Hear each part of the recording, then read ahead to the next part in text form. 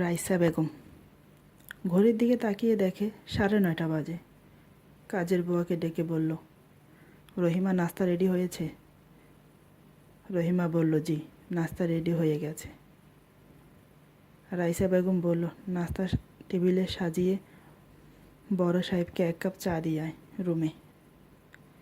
এই বলে উঠে দোতলায় চলে গেল সোহেলকে ডাকতে। সোহেল আর কেউ নয়, রাইসা বেগমের একমাত্র আদরের ছেলে। এসে দেখে সোহেল গভীর ঘুমে মগ্ন। পাশে বসে মাথায় হাত বুলিয়ে বলেন, কিরে উঠবি না? 9:30 বাজে। অফিসে যেতে হবে। আজ না তোর মিটিং আছে 11টায়?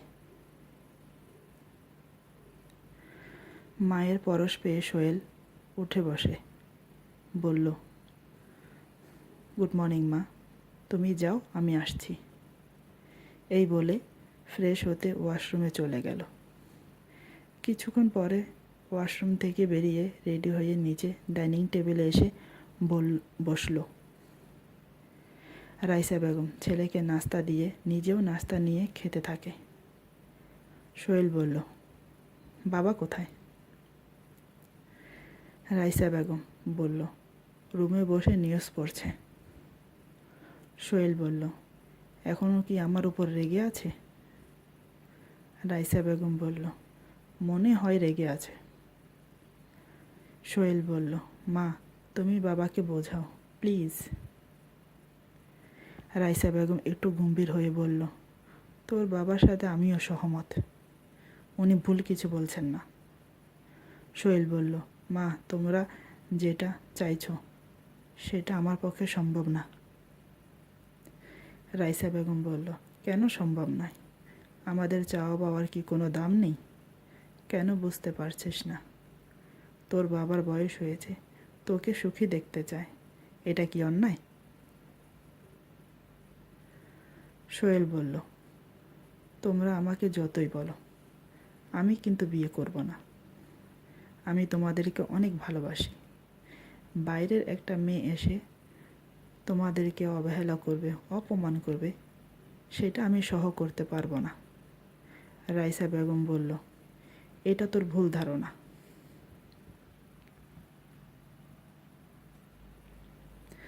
সংসারে ঝামেলা হয় অর্থের অভাবে।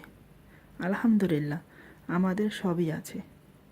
অর্থ, ঐশ্বর্য, আভিজাত্য সবই দিয়েছেন আল্লাহ। তাহলে আর কিসের জন্য ঝামেলা হবে? তোর বাবা মেয়ে দেখে রেখেছে তোর জন্য, ওনার বন্ধুর মেয়ে। গতকাল মেয়েটির ছবি পাঠিয়েছে, একবার দেখে নে। আমি দেখেছি, মেয়েটি সুন্দর আছে।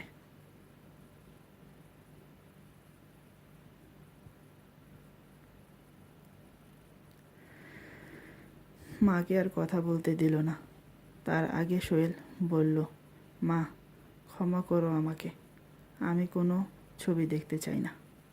ওনাদেরকে না করে দাও, আমার অফিসের জন্য দেরি হচ্ছে, আমি গেলাম, বাই। এই বলে সোহেল অফিসের জন্য বেরিয়ে গেল।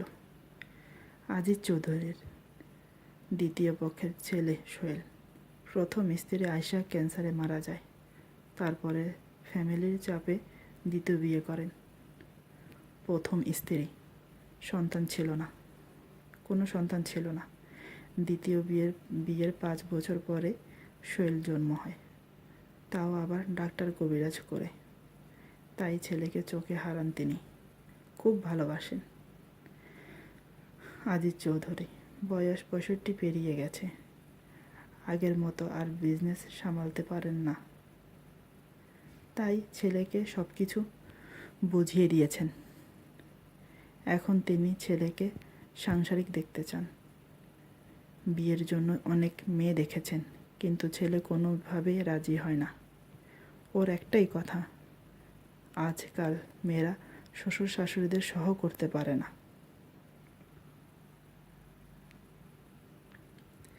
মা বাবা থেকে ছেলেকে আলাদা করে দেয়, ইত্যাদি ইত্যাদি। ওইদিকে সোহেল মিটিং শেষ করে কেবিনে বসে আছে।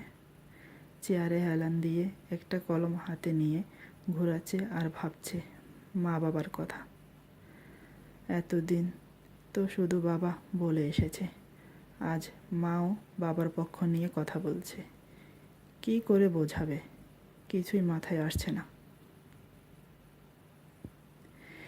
বিয়ের কথা শুনলে বন্ধুদের কথা মনে পড়ে যায়। শাহেদ 2 বছর হলো বিয়ে করেছে। ওর মা বাবার সাথে থাকবে না বলে শাহেদকে নিয়ে আলাদা বাসা নিয়েছে। মা বাবার কথা বললে সংসারে ঝগড়া হয়। তাই এখন শাহেদ কিছুই বলে না। মা বাবার জন্য আলাদা করে টাকা পাঠিয়ে দেয়। সিয়াম আমার আর একটা বন্ধু। ওর বিয়ে হয়েছে আজ প্রায় 4 বছর। 2টো বাচ্চা আছে, একটা মেয়ে একটা ছেলে।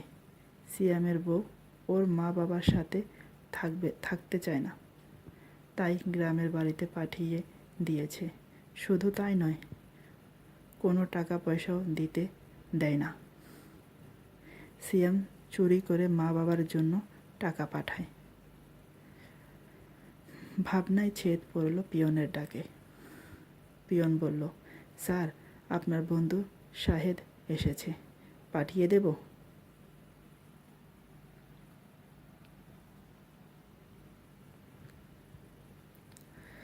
সোহেল বলল, পাঠিয়ে দাও। আর শোনো, পরে 2 কাপ কফি পাঠিয়ে দিও। ওকে বলে পিয়ন চলে গেল। কিছুক্ষণ পর শাহেদ কেবিনে প্রবেশ করল। শাহেদকে দেখে সোহেল উঠে দাঁড়িয়ে হ্যান্ডশেক করে বলল, কী রে দোস্ত, কেমন আছিস? অনেক দিন পর দেখা হলো, বস আগে। শাহেদ বসে বলল, আলহামদুলিল্লাহ, ভালো আছি।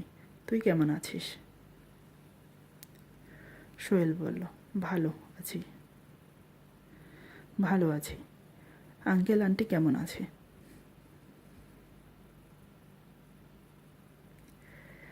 শাহেদ বলল, আলহামদুলিল্লাহ, ওনারা ভালো আছে। আব্বা আম্মা আমার সাথেই থাকে।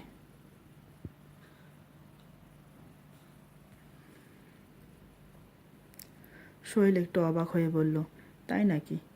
শুনে খুব খুশি হলাম। ভাবি কিছু বলেন এখন? শাহেদ বলল, তোর ভাবি নিজেই চায় আব্বা আম্মা আমাদের সাথে থাকুক। সে নিজে গিয়ে নিয়ে এসেছে। সোহেল বলল, হঠাৎ করে ভাবি এই পরিবর্তন কি করে হলো? শাহেদ বলল, সব কিছু আল্লাহর ইচ্ছা। আল্লাহ চাইলে সব কিছু করতে পারে।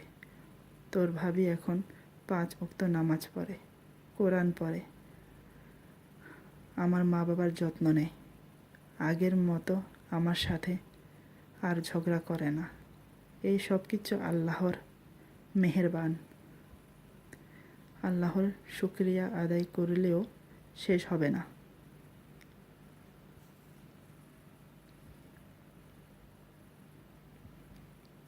সোহেল বলল, যাক, তুই যে এখন সুখে শান্তিতে আছিস সেটাই অনেক বেশি। শাহেদ বলল, আমার কথা ছাড়, আঙ্কেল আন্টি কেমন আছে সেটা বল।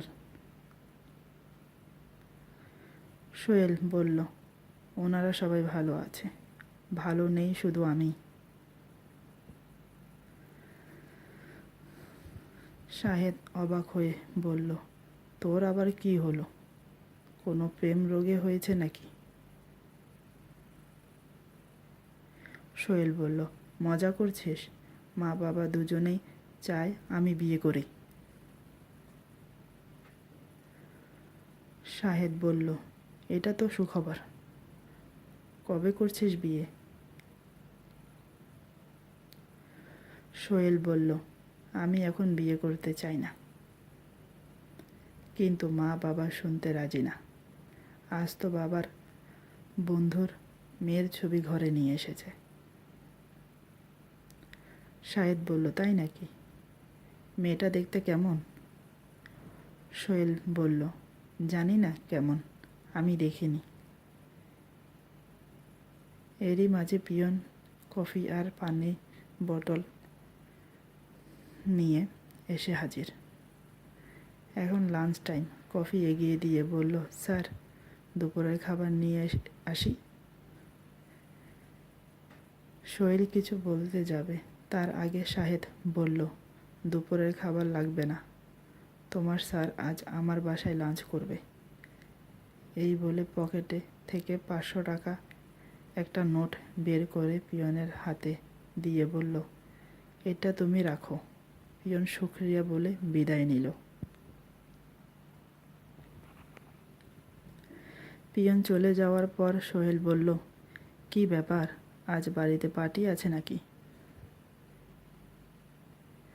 শাহেদ বলল, কোনো পার্টি নেই, অনেক দিন হলো তুই যাস না। মা বাবা তোকে অনেকবার নিয়ে যেতে বলেছে, আজ তো তোর ভাবি বলেই দিল আসার সময় তোকে যেন নিয়ে যাই। সোহেল বলল, তাহলে আর দেরি কেন, কফি শেষ করে বেরিয়ে পড়ি। এই বলে দু বন্ধু কফি শেষ করে গাড়িতে গিয়ে বসলো।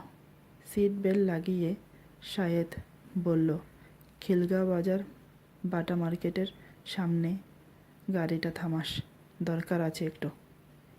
সোহেল বলল, ওখানে আবার কি দরকার? শাহেদ বলল, এখন বলবো না, গেলে দেখতে পাবি। এক সময় খিলগাঁও বাজার বাটা মার্কেটে এসে দাঁড়ালো গাড়ি।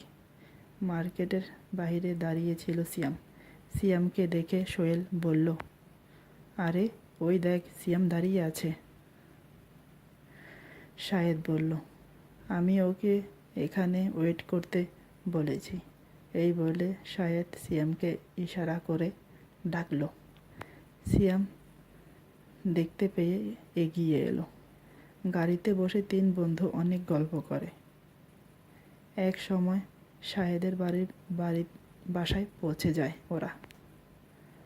দুপুরের খাবার শেষ করে তিন বন্ধু অনেক গল্প করে। বিকেলে চা নাস্তা খেয়ে যে যার বাড়িতে চলে গেল।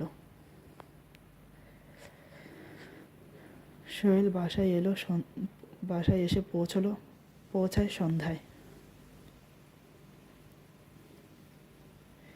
এসে দেখে বাড়িতে কেউ নেই। একটু অবাক হলো, এদিক ওদিক দেখে আর ভাবে, কি ব্যাপার, সবাই কোথায় গেল, আমাকে একবারও ফোন করলো না। এই বলে পকেট থেকে